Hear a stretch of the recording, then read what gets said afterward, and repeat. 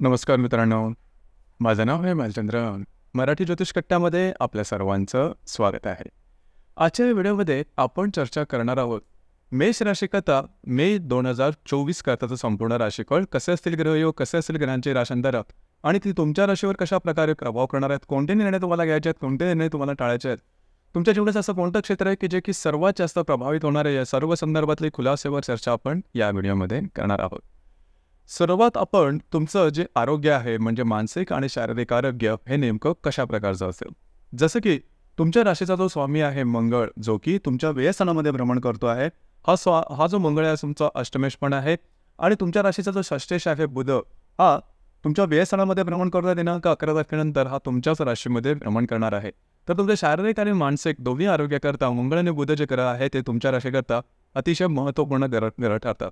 तर या संपूर्ण महिन्यामध्ये सगळ्यात महत्त्वाची गोष्ट म्हणजे तुम्ही बऱ्याच प्रमाणात बिझी असणार आहे. तुमचं शेड्यूल आहे ते बऱ्याच प्रमाणात बिझी असणार आहे. धावपळ जास्त होणार आहे, दगदग जास्त होणार आहे, स्ट्रेस त्यांच्यामध्ये थोडंसं जास्त येणार आहे, मनासारखं काम होणार नाहीत. आणि तुमची जी राशी आहे थोडेसे ॲक्शन ओरिएंटेड आहे. कुठलं काम काय काम करायचं असेल तर आधी काम नंतर विचार असा भाग येतो. आणि त्याच्यामुळे होतं काय की कधी कधी आपण काम करून जातो आणि नंतर विचार करतो. नंतर आपल्याला कळून चुकतं की आपण केलेलं काम हे अयोग्य होतं किंवा चुकीचं होतं किंवा गोष्टी थोड्याशा टोकाच्या झाल्यात. अशाच प्रकारचे काही अनुभव किंवा स्ट्रेस या महिन्यामध्ये येण्याची शक्यता जास्त प्रमाणात आहे. दुसरी महत्त्वाची गोष्ट म्हणजे तो जो तणाव आहे तो तणाव तुमच्या शारीरिक आरोग्यावरती सुद्धा येऊ शकेल. त्याच्यामुळे डोकं दुखणं, स्ट्रेस टेन्शन वाढणं, डिप्रेशन आल्यासारखं वाटणं, अशा प्रकारच्या काही गोष्टी होतील. आणि फिरणं वगैरे जे असेल कधी कधी तुम्हाला असा सुद्धा अनुभव येईल की तुमच्या अगदी जवळच्या व्यक्ती या तुमच्या विरोधात वागायला लागलेल्या आहेत किंवा तुम्ही ज्यांच्यात ते विश्वास ठेवून काही निर्णय घेतलेले होते ते निर्णय अयोग्य ठरलेले आहेत. अशा प्रकारचे अनुभव येऊ शकतात. आणि सगळ्यात महत्त्वाची गोष्ट म्हणजे तुमच्या राशीमध्ये गेल्या वर्षभरापासून जो गुरु येतो, गुरु ठाण मांडून बसला होता, जो की खूप चांगला होता, त्याचे अनुभवसुद्धा खूप चांगल्या प्रकारचे आले होते, तो आत्ता या 2 महिन्यानंतर हा जो गुरु आहे तुमच्या द्वितीय स्थानामध्ये भ्रमण करणार आहे. तर याचे जे परिणाम अनुभव काय आहेत त्या संदर्भातले आपण स्वतंत्र व्हिडिओ तयार केलेले आहेत, ते तुम्ही नक्की बघा. म्हणजे येणारं वर्ष कशा प्रकारचं असेल या संदर्भातली कल्पना तुम्हाला साधारण येऊ शकेल.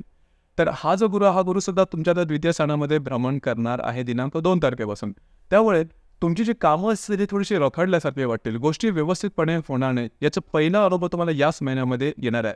या संदर्भात थोडंसं सतर्क राहणं गरजेचं राहील. कोणावर ते डोळे झाकून विश्वास ठेवू नका. विश्वास ठेवण्याच्या आधी, कृती करण्याआधी, डिसिजन घेण्याच्या आधी सखोलपणे विचार करा की घेतलेले निर्णय हे कशा प्रकारचे असेल, कितपत असेल, त्याचा परिणाम नेमका कितपत लांब होऊ शकतो. या संदर्भात काळजी घेणे गरजेचं आहे. कारण मंगळ राहूची इथे तुमच्या व्ययस्थानात होणार आहे ते तुम्हाला त्रासदायक होऊ शकेल. या संदर्भातला आपण विचार पुढे करूच, परंतु तुर्तास थोडंसं आता सांगितल्याप्रमाणे निर्णय घेताना थोडंसं काळजी घ्या. अर्थात तुमचं धावणं, पळणं, फिरणं हे थोडंसं जास्त होणार आहे, थकावट थोडी जास्त होणार आहे, त्यासाठी तयार राहा. अर्थात शारीरिक मेहनतीसाठी तुमची जी रास आहे कधी मागे पुढे बघणारी नाही. फक्त निर्णय घेताना थोडीशी काळजी घेणं किंवा दुसऱ्यावरती विश्वास ठेवून त्यांना निर्णय घेताना काळजी घेणं महत्त्वपूर्ण राहील. यानंतर आपण चर्चा करणार आहोत तुमचं आर्थिक स्थैर्य नेमकं कशा प्रकारचं असेल. तर सगळ्यात महत्त्वाचं म्हणजे तुमच्या राशीचा जो धनेश आहे शुक्र, जो की तुमच्या राशीमध्ये भ्रमण करतोय दिनांक 20 तारखेनंतर तो तुमच्या द्वितीय स्थानामध्ये भ्रमण करणार आहे. जो तुमचा पंचमेश आहे रवी, हा तुमच्याच राशीमध्ये भ्रमण करतो. 15 तारखेनंतर तुमच्या द्वितीयात भ्रमण करणार आहे मंगळ, हा तुमच्या व्ययस्थानात भ्रमण करणार आहे. तिथेच राहू आहे, त्याच्याबरोबर युतीसुद्धा करणार आहे. आणि जो तुमचा लाभेश आहे शनी, हा तुमच्या लाभस्थानामध्येच भ्रमण करतो आहे.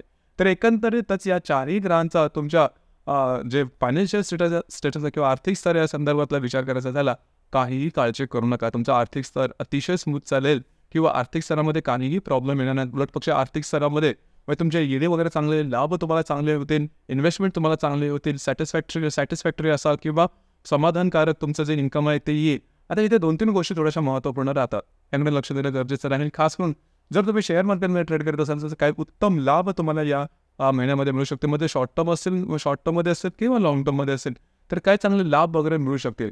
सगळ्यात महत्त्वाची गोष्ट जिकडे थोडंसं लक्ष देणं जास्त गरजेचं राहील ती म्हणजे इझी मनीच्या मागे जाऊ नका. जे पैसे तुमचे नाही आहेत, जे पैसे अनपेक्षित आहेत किंवा ज्या पैशाबद्दल आपल्याला थोडीशी हाव वाटते किंवा ज्या ठिकाणी थोड्या पैशामध्ये जास्त पैसे मिळत आहेत किंवा आयतेच पैसे मिळतात त्याच्यापासून थोडंसं लांब राहा. त्याच्यामुळे तुम्ही फसण्याची शक्यता बऱ्याच प्रमाणात राहील. काळजी घ्या. ही गोष्ट तुम्ही त्याच्यामध्ये गुंतून जाल. म्हणजे इतरांसाठी गोष्टी सोप्या होतील, ज्यावेळेस तुम्ही ते करायला जाल त्यावेळेस तुमच्यासाठी गोष्टी मात्र कॉम्प्लिकेटेड होतील. या संदर्भात काळजी घेणं अत्यंत महत्त्वपूर्ण राहील. फसवलं जाणं अशा प्रकारचे अनुभव तुम्हाला या दरम्यान येऊ शकतील.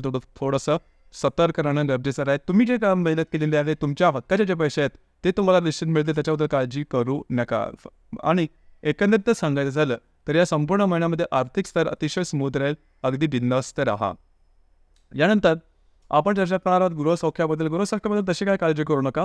घरातल्या व्यक्तींबरोबर तुमचं जे अट्रॅक्शन असेल किंवा तुमचं जे हार्मनी असेल, इंटरॅक्शन असेल ते खूप चांगलं राहील. त्याच्याबद्दल काळजी घेण्याची अजिबात आवश्यकता नाही.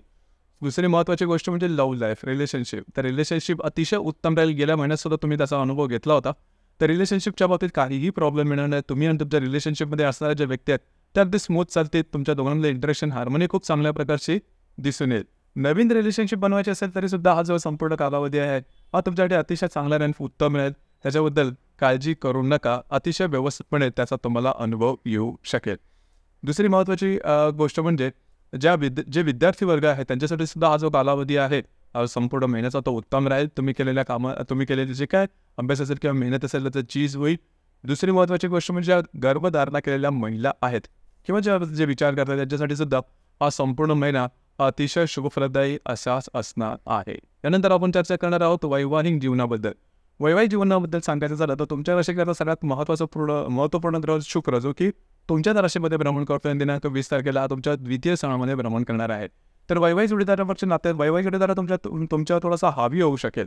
दुसरी महत्त्वाची गोष्ट म्हणजे वैवाहिक जोडीदार तुमच्यामध्ये थोडंसं संदेहजनक असं वातावरण तयार होऊ शकेल. या ठिकाणी काळजी घ्या, कारण तुमच्या व्ययस्थानात असणारा मंगळ राहूची जी युती आहे ती तुम्हाला त्रासदायक होणार आहे या महिन्यात वैवाहिक जीवनाच्या संदर्भात सुद्धा.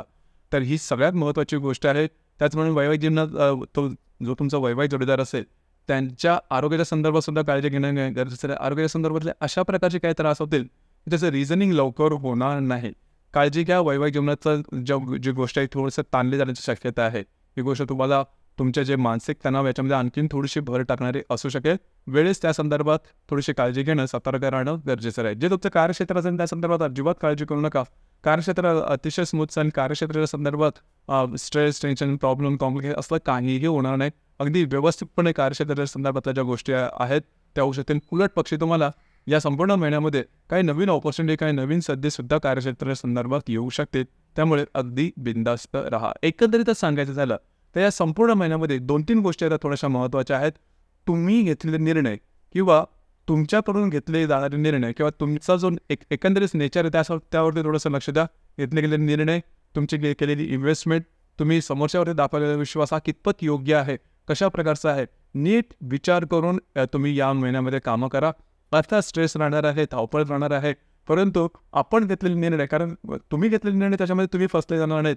इथे मात्र काळजी घ्या. अर्थातच डेस्टिनीने आणलेल्या काही गोष्टी या तुम्हाला सहन कराव्याच लागतील, परंतु स्वतःहून मात्र अशा काही गोष्टी करू नका की ज्यामुळे तुम्ही जास्त गुंतून जाल किंवा तुम्हाला त्याचा त्रास सहन करावा लागेल. कारण तुमची जे रास आहे ॲक्शन ओरिएंटेड आहे. आधी कृती मग विचार असा थोडासा प्रॉब्लेम आहे. त्याच्यामुळे कधी या महिन्यामध्ये तुम्हाला याचा नक्की अनुभव येईल की तुम्ही केलेली कृती ही विचार त्या कृतीमध्ये नसल्यामुळे त्याचे त्रास हे किती जोरदार होऊ शकतात. तुम्ही स्वतः त्यामध्ये फसले जाल किंवा फसवले गेल्याची तुम्हाला अनुभव या महिन्यात येऊ शकेल.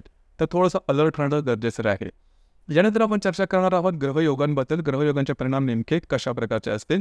जसं की 13 तारखेला रवी आणि हर्षाची युती होणार आहे तुमच्याच राशीमध्ये. काळजी घ्या. भावभावनावरती नियंत्रण ठेवणं गरजेचं आहे. तुमची जी रास आहे पेशन्स थोडासा कमी आहे. एखादी गोष्ट तुमच्या मनाविरुद्ध झाली का लगेच तुमचा पारा चढतो. तशाच प्रकारचा अनुभव दिनांक 13 तारखेच्या आसपास येईल आणि या दरम्यान चुकीचे निर्णय घेतले जातील. काळजी घ्या. जर तुम्ही कोणाच्या रिलेशनशिपमध्ये असाल तिथे सुद्धा अशा प्रकारचे काही अनुभव येतील. खास करून जर का तुम्ही शेअर मार्केटमध्ये इन्व्हेस्ट करत असाल या ठिकाणी अगदी अंदाधुंद इन्व्हेस्टमेंट करू नका.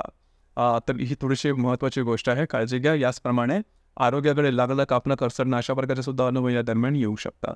याचप्रमाणे दिनांक 18 तारखेला रवी आणि गुरुची युती होणार आहे. त्याचप्रमाणे शुक्र आणि हर्षाची युती तुमच्याच राशीत होणार आहे. रवी गुरुची युती तुमच्या द्वितीय स्थानामध्ये होणार आहे. रवी गुरुची युती अतिशय महत्त्वपूर्ण राहील, अतिशय शुभफलदायी राहील. खास करून आर्थिक संदर्भात काय चांगले लाभ तुम्हाला मिळू शकतील. महत्त्वपूर्ण मोठे लाभ ज्याला आपण म्हणतो अशा प्रकारचे सुद्धा काय लाभ तुम्हाला मिळू शकते. महत्त्वपूर्ण इन्व्हेस्टमेंट होऊ शकेल जे की चांगले राहील. जर तुम्ही शेअर मार्केटमध्ये ट्रेड करत असाल तर काही चांगले आउटपुट तुम्हाला सुद्धा या दरम्यान मिळू शकतील.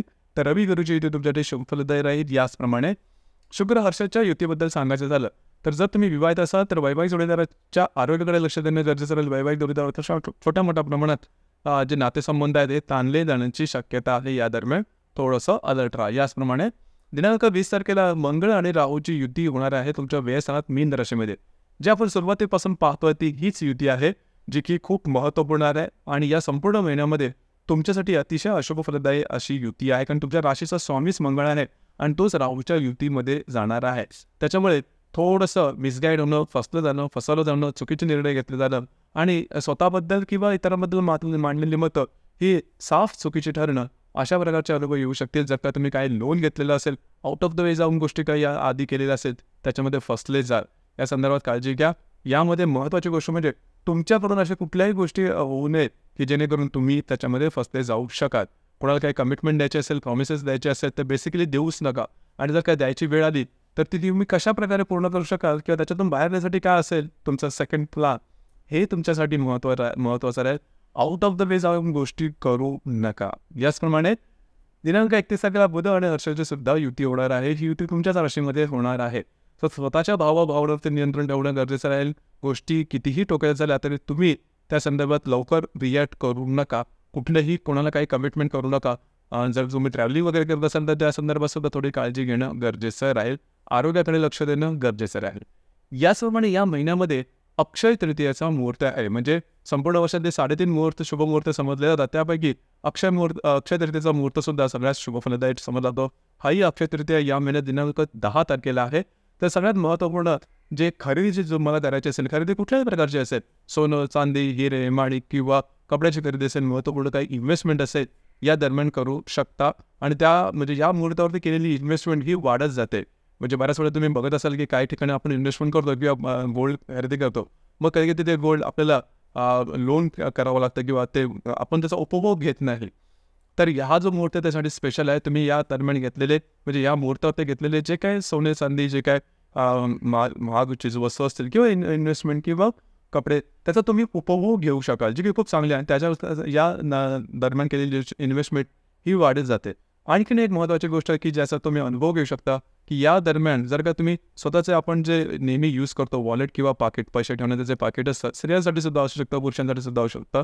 या दरम्यान तुम्ही नक्की खरेदी करा. त्याच्यामध्ये तुम्ही म्हणजे जर का तुम्ही ते पाकिट घेतलं तर नेहमीच त्याच्यामध्ये पैसे राहतील आणि ते पैसे खर्च होणार नाहीत किंवा ते पैसे वाढत जातील आणि तुम्हाला त्याचा लाभ किंवा त्याचा अनुभव निश्चित चांगल्या प्रकारे येईल. तर या दरम्यान अशा प्रकारचं तुम्ही हा प्रकार किंवा हा उपाय नक्की करू शकता. त्याचा अनुभव तुम्हाला निश्चित चांगल्या प्रकारे येईल. याचप्रमाणे या महिन्याची जी अमावस्या आहे ती 12 तारखेला आहे आणि तुमच्याच राशीत आहे. आणि अमावस्या ती 8 तारखेला आहे आणि ते तुमच्याच राशीत आहे. याचप्रमाणे जी बुद्ध पौर्णिमा आहे ती दिनांक 23 तारखेला आहे. तर तुमच्याच राशीत ते अमावस्या, त्याच्यामुळे तुम्हाला थोडंसं काळजी घ्या. आतापर्यंत आपण जे काही डिस्कस केले या संदर्भात सुद्धा तुम्हाला साधारण अनुभव आला असेल की हा महिना तेवढासा सोपा नाही आहे. तर 8 तारीख आणि 23 तारीख या दरम्यान होणाऱ्या अमावस्या आणि पौर्णिमेच्या दरम्यान कुठल्याही महत्त्वपूर्ण निर्णय घेऊ नका, कमिटमेंट प्रॉमिसेस करू नका, वादविवादात अजिबात जाऊ नका. गोष्टी तुमच्या विरोधात होण्याची शक्यता बऱ्याच प्रमाणात राहील. तर मित्रांनो, हे होतं मेष राशीचं मे 2024 करताचं संपूर्ण राशीफळ. आपल्याला राशीफळ कसं वाटलं, आपण त्याचा अनुभव कशा प्रकारे घेतला नक्की कळवा. आणि आपलं जे चॅनल आहे मराठी ज्योतिष कट्टा आणि सुद्धा लाईक, शेअर आणि सबस्क्राईब नक्की करा. धन्यवाद.